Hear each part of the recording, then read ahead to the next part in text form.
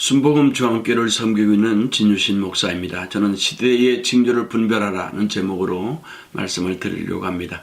우리가 살고 있는 시대는 어떤 시대인가? 예수님도 당시 지도자들에게 외식하는 자여 너희가 천지의 기상은 분간할 줄 알면서 어찌 시대는 분간하지 못하느냐고 시대의 징조를 분별하라고 말씀을 하셨습니다. 텔레그램 엠번방 사건으로 한국 사회가 시끄러웠습니다.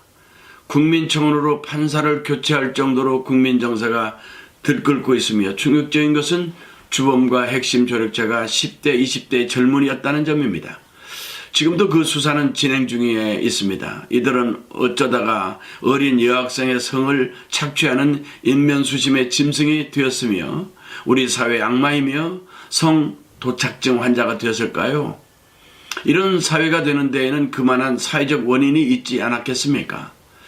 그동안 한국 사회는 2011년 국가인권위원회법 2조 3호 인권으로 포장한 성적 지향으로 성적 타락을 법적으로 보호를 받고 있으며 젠더 평등을 위한 헌법 개정 시도, 군대 내 학문 선교의 합법화 시도, 동성애를 인권으로 보장해주는 학생 인권조례 제정, 동성혼을 합법화하기 위한 포괄적 차별금지법, 생활동반자법, 시민결합법 제정의 시도가 끊이지 않았습니다.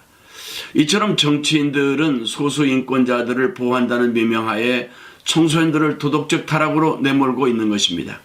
그래서 2020년 4월 2일에 바른인권여성연합 등 17개 단체가 여의도 국회의원 회관에서 개최한 젠더 정책의 실체라는 주제를 가지고 포럼을 열었습니다. 이 자리에 참석자들은 잘못된 성교육을 중단하라는 구호를 외쳤습니다.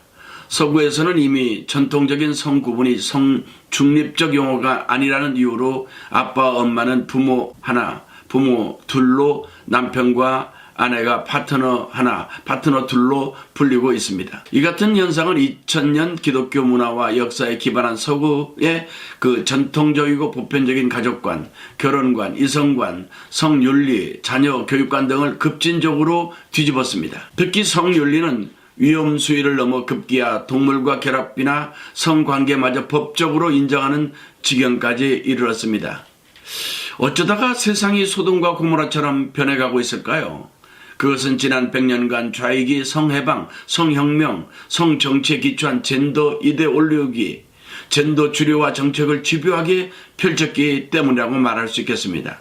이 음습한 악의 연모에 취해 자라난 이들, 특히 1990년대와 2000년대에 태어난 밀레니얼 세대들은 이 자양분 속에 배양된 세대들인 것입니다. 이 세대 안에서 성적 괴물이 출현한 이유가 여기에 있는 것입니다.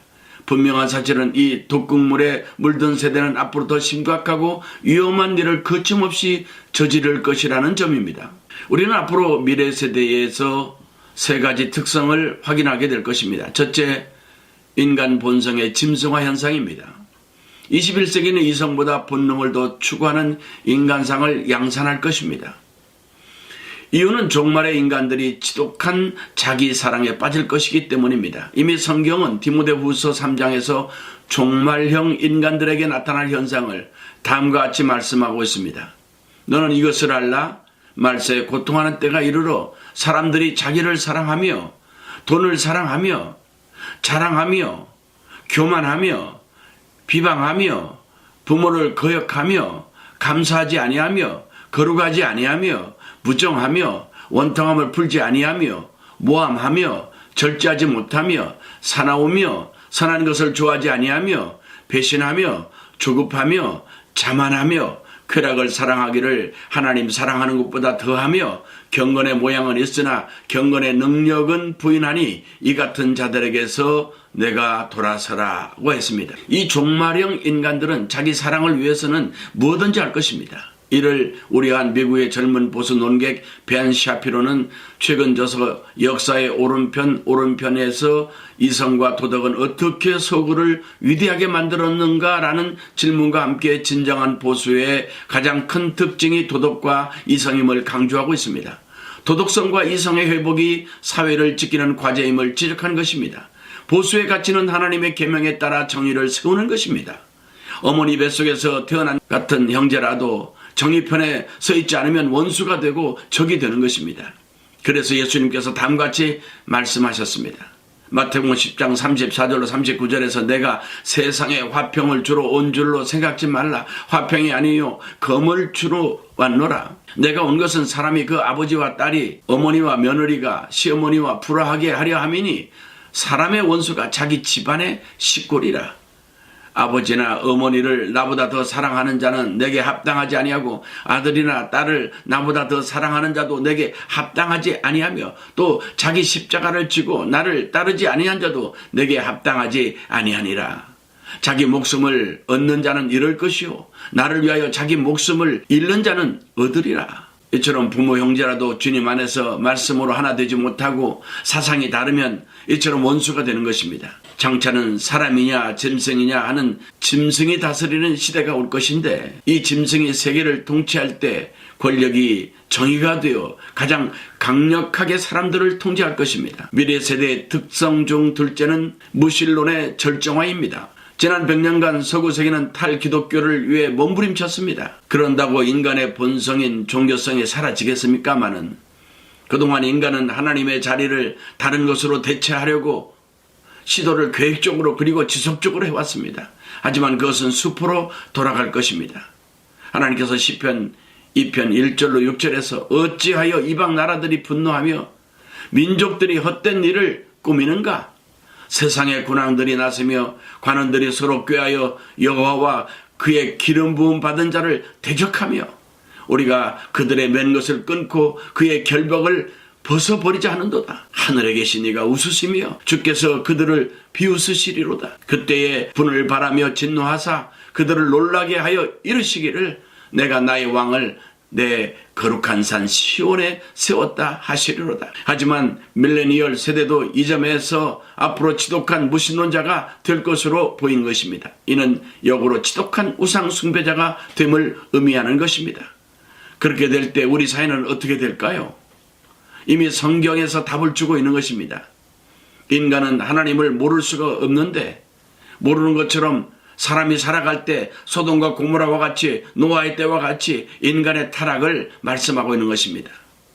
로마서 1장 21절로 27절에서 하나님을 알되 하나님을 영화롭게도 아니하며 감사하지도 아니하고 오히려 그 생각이 허망하여지며 미련한 마음이 어두워졌나니 스스로 지혜있다 하나 어리석게 되어 썩어지지 아니하는 하나님의 영광을 썩어질 사람과 새와 짐승과 기어다니는 동물 모양으로 우상으로 바꾸었느니라. 그러므로 하나님께서 그들의 마음의 정욕대로 더러움에 내버려 두사 그들의 몸을 서로 욕되게 하셨으니 이는 그들이 하나님의 진리를 거짓 것으로 바꾸어 피조물을 조물주보다 더 경배하고 섬김이라. 주는 곧 영원히 찬송할 이시로다. 아멘. 이 때문에 하나님께서 그들을 부끄러운 욕심에 내버려 두셨으니 곧 그들의 여자들도 순리대로 쓸 것을 바꾸어 영리로 쓰며 그와 같이 남자들도 순리대로 여자 쓰기를 버리고 서로 향하여 음욕에 부릴 듯하며 남자가 남자와 더불어 부끄러운 일을 행하여 그들의 그릇됨에 상당한 보응을 그들 자신이 받았느니라. 이처럼 하나님을 알면서도 하나님께 예배하지 않고 감사치도 않고 우상 숭배에 빠져 동성애자들이 되어 부끄러운 줄도 모르고 거리를 휘젓고 다닐 것과 남자들도 순리대로 여자 쓰기를 버림으로 가정이 해체되고 파괴되는 일이 있을 것을 말씀하고 있는 것입니다. 또 한편 기독교인들은 종말론적으로 핍박과 순교가 가까워져 오고 있음을 뜻하고 있는 것입니다. 예수님께서 마태복음 10장 21절에서 22절로 장차 형제가 형제를 아버지가 자식을 죽는데 내어주며 자식들이 부모를 대적하여 죽게 하리라. 또 너희가 내 이름으로 말미암아 모든 사람에게 미움을 받을 것이나 끝까지 견디는 자는 구원을 얻으리라고 했습니다. 세 번째로 국가의 의존적인 존재가 되는 전체주의화 현상입니다. 미래 세대는 개인, 자유, 생명, 사유재산 등을 중시하는 우익적 그 세계관을 따르기보다는 집단, 평등, 공정분배, 전체를 중시하는 감성적인 좌익적 세계관을 선호하게 될 것입니다. 이는 조지 오웰의 1984년에 등장한 빅브러더 사회의 일환과 같은 국가 의존적인 존재, 전체주의적인 인간이 됨을 의미합니다. 지금 이 시각에도 자유시장 경제의 어두운 단면을 선동하는 정치 세력에 의해 지구촌의 전체주의화 현상은 계속 진행되고 있습니다. 왜 이런 인간상이 예견되는 것일까요? 그것은 전 세계가 좌와 우로 심하게 양분된 상황에서 정치적 올바름, 즉 차별적인 언어 사용, 행동을 피하는 원칙에 따라 사람들에게 특정 이데올로기를 강제하는 현상이 나타나기 때문입니다. 벤 사피로 역시 미국 역사에서 지금처럼 둘로 갈라진 적은 없었다고 한탄합니다. 트럼프 지지자들과 바이든 지지자들과의 한바탕 전쟁을 치르고 있습니다. 이번 선거에 표를 두고 양 진영이 총을 들고 서로 대치하였습니다. 역대 선거 중 이렇게 선거 참여율이 높았던 적이 없었고 치열했던 선거는 없었다고 합니다. 그야말로 선거가 아니라 전쟁이었습니다. 지금 민주당 바이든이 승리했다고 하나 부정선거라는 증거가 나와 대법원 판결을 기다리고 있는 상황입니다. 대한민국도 예외가 아닙니다. 글로벌 대세가 우파적 세계관인 것과 같지만 사실 좌익적 세계관이 점점 전 세계를 잠식해가고 있다는 것입니다. 그런 점에서 19세기 마르크스가 공산당 선언에서 공산주의 유령이 유럽을 떠돌고 있다고 했던 주장은 오늘도 유효하다고 보아야 할 것입니다.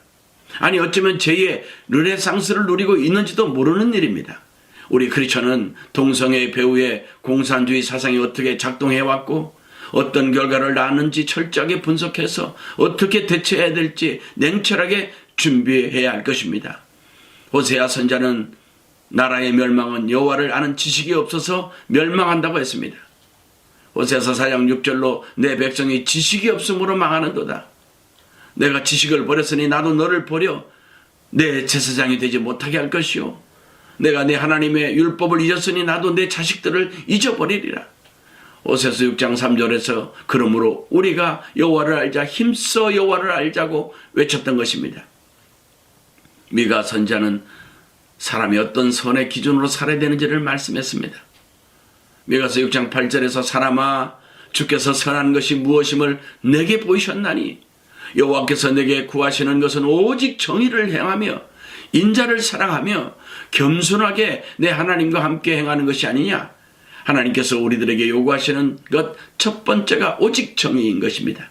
어느 나라가 되었든 정의가 살아있는 나라를 만들어야 할 것입니다. 그러므로 우리 모두는 불의한 법들을 철회시키고 하나님의 정의와 공의가 하수같이 흐르는 나라를 만들 수 있기를 축복합니다.